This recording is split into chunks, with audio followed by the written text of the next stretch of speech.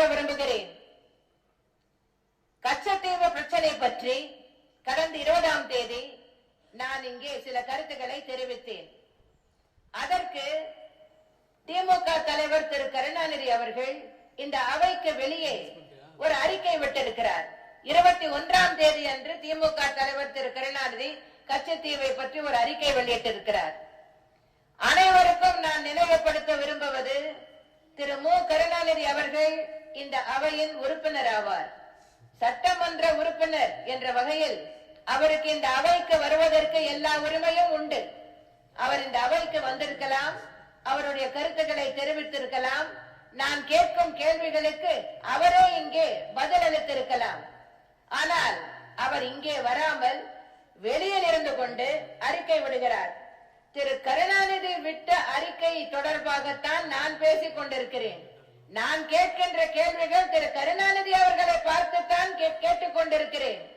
அதற்கு பதில் சொல்ல வக்கிருந்தால் இங்கே இருந்த திமுக உறுப்பினர்கள் அதற்கு பதில் சொல்ல வேண்டும்.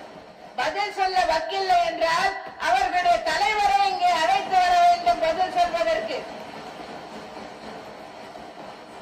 அவர்களுக்கு தலைவர் யார் என்ற குழப்பம் வேறு. அவர்களுடைய தலைவர் யார்?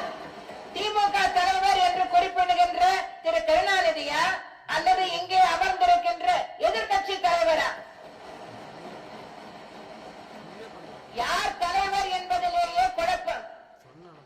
அந்த தலைவர் திரு கருணாநிதி வேண்டுமென்றால் இந்த அவைக்கு வரலாம், பதில் சொல்லலாம். இவர்களுக்கு கச்சத்தீவை பற்றி எதுவும் தெரியாது என்றால் பேசாமல் இருக்கலாம்.